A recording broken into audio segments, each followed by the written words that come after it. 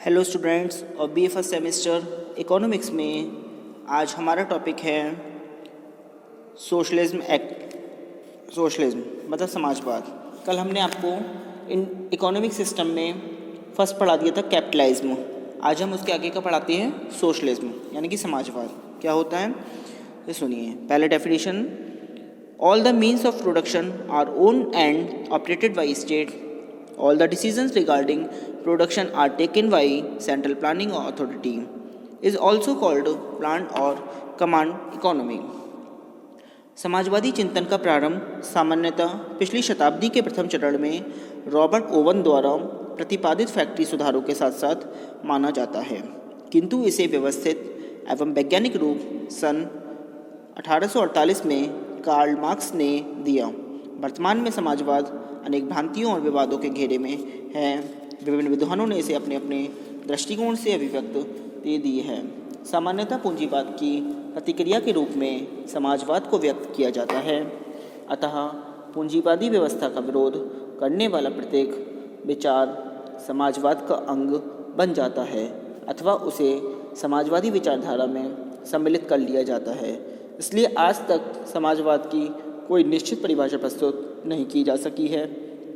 समाजवाद विषयक भ्रांतियों को विद्वानों ने निम्नानुसार व्यक्त किया है। अब इसे सुनिए।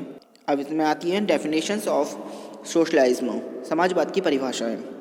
फर्स्ट है, according to Loucks, socialism has been called many things and many things have been called socialism. मतलब लुक्स के अनुसार समाजवाद को बहुत सी वस्तुएं कहा गया है और बहुत सी वस्तुओं को समाजवाद कहा गया है। सेकंड है, according to CEM Joad, socialism has no shape of its own, it is like a cap which fits every head. मतलब CEM जोड़ के अनुसार समाज का अपना कोई स्वरूप नहीं है। यह एक ऐसी टोपी है जो प्रत्येक सिर पर ठीक बैठ जाती है। ठीक है, आगे देख। थर्ड है टुगन बारनवॉस्की के according, the essence of socialism lies in the absence of exploitation of any individual in the society. The present economic system is based on profit motive, but under socialism it aims all at the maximum welfare of all. मतलब doctor तुगन वारानोवस्की के अनुसार समाजवाद का तत्व समाज के किसी भी व्यक्ति के शोषण की अनुपस्थिति में पाया जाता है। वर्तमान अर्थव्यवस्था लाभ के उद्देश्य पर आधारित है, परंतु समाजवाद के अंतर्गत इसका उद्देश्य सबका अधिकतम कल्याण करना है। आगे सुनिए। According to Dickinson, socialism is an economic organization of society in which the material means of production are owned by the whole community and operated by organs representative and responsible to the community according to a general plan, all members of the community being entitled to benefits from the results of such socialized planned production on the basis of equal rights. मतलब Dickinson के अनुसार समाजवाद एक ऐसा आर्थिक संगठन है जिसमें उत्पत्ति के भौतिक साधनों पर संपूर्ण समाज का स्वामित्व होता है तथा उसका संचालन एक सामान्य योजना के अनुसार ऐसी संस्थाओं द्वारा किया जाता है जो संपूर्ण समाज का प्रतिनिधित्व करती हैं तथा पूरे समाज के प्रति उत्तरदायी होती है. समाज के सभी सदस्य समान अधिकारों के आधार पर ऐसे सामाजिकृत नियोजित उत्पादन के लाभों को प्राप्त करने के अधिकारी होते हैं. आगे देखिए।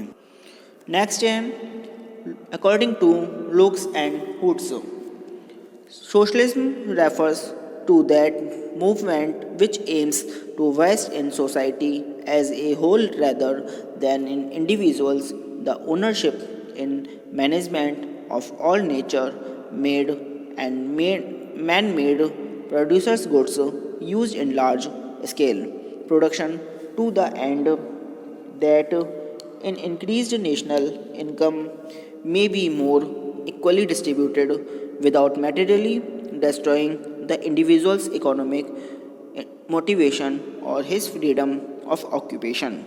मतलब लुक्स एवं हुड्स के अनुसार समाजवाद का संबंध एक ऐसे आंदोलन से है जिसका उद्देश्य बड़े पैमाने के उत्पादन में प्रयोग की जाने वाली समस्त प्राकृतिक तथा मनुष्यकृत उत्पादन की वस्तुओं के स्वामित्व तथा प्रबंध को व्यक्तियों के स्थान पर समाज के हाथों में देना होता है, जिससे बढ़ी हुई आय का इस प्रकार समान बंटवारा हो सके कि व्यक्ति की आर्थिक प्रेरणाएं अथवा इसकी व्यवस्था तथा उपभोग संबंधी चुनावों की स्वतंत्रता को कोई विशेष हानि न हो। अब सुनिए इसको आगे। उपरोक्त परिभाषाओं का ध्यान से अध्ययन करने पर यह बात स्पष्ट होती है कि समाजवाद एक ऐसी आर्थिक प्रणाली है जिसमें उत्पादन के साधनों पर किसी एक व्यक्ति का स्वामित्व और नियंत्रण नहीं होता। याद रहे कि इन साधनों का प्रयोग किसी व्यक्तिगत हित के लिए नहीं बल्कि पूरे समाज के हित के लिए किया जाता है, जिसमें एक व्यक्ति के द्वारा दूसरे का शोषण ना हो सके। ठीक है, आगे देखिए। अब आती हैं characteristics of socialism. The important characteristics of socialism are as follows. First है role of the state. The role of the state will be more comprehensive and it influences every field of public life. The state accumulates the sources of production. It determines the fields of different business and executes them according to priorities. इसके हिंदी में सुनेंगे हम। समाज कल्याण का उद्देश्य उत्पादन और वितरण की क्रियाएं सरकारी नियंत्रण में होने के कारण व्यक्तिगत लाभ का उद्देश्य समाप्त हो जाता है तथा उसके स्थान पर समाज कल्याण का उद्देश्य प्रमुख रूप से स्थापित हो जाता है। आगे देखिए। नंबर सेकंड है central planning. In the words of Dickinson, economic planning is the making of major economic decisions, what and how much is to be produced and to whom this to be allocated by the conscious decision of determinate authority on the basis of comprehensive survey of the economic system as a whole. The sources of production are distributed on the basis of definite planning. The central planning duty is given to the control of any authority. मतलब केंद्रीय नियोजन। समाजवादी व्यवस्था में एक केंद्रीय निर्देशन के अंतर्गत केंद्रीय नियोजन द्वारा देश के साधनों का अधिकतम उपयोग किया जाता है। आर्थिक नियोजन समाजवाद की एक महत्वपूर्ण कड़ी है। इसके अंतर्गत ही सभी महत्वपूर्ण आर्थिक निर्णय लिए जाते हैं। आगे नंबर थर्ड है social ownership on the means of production. In a socialist economy the means of production are not with the capitalist. The state holds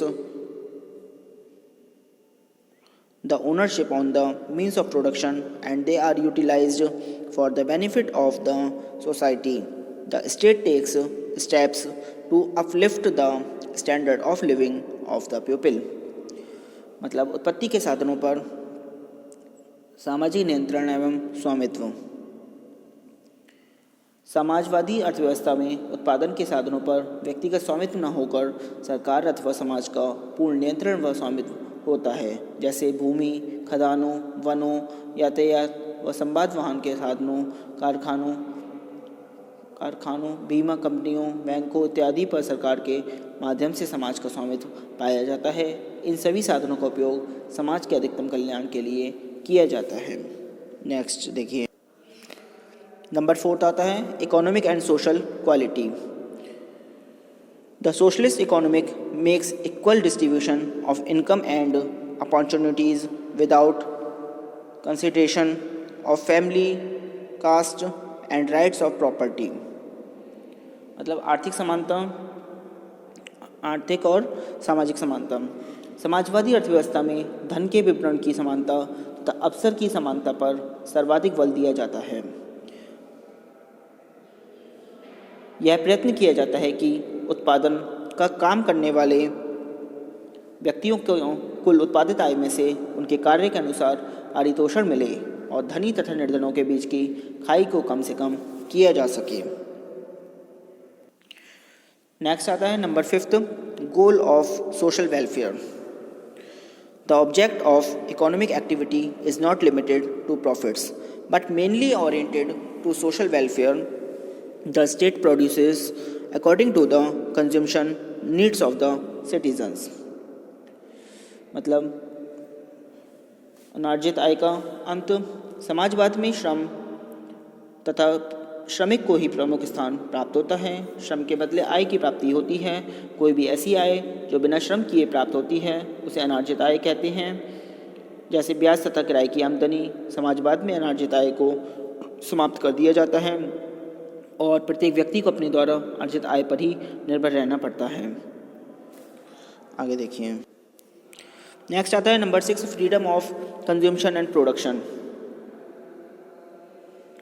The consumers have freedom of choice to select from. In addition to this, the production is made according to the needs and wants of people. The workers have freedom to change the enterprise for betterment or all rights. The socialist economy involves the abandonment of free choice to the individuals as fundamental liberty.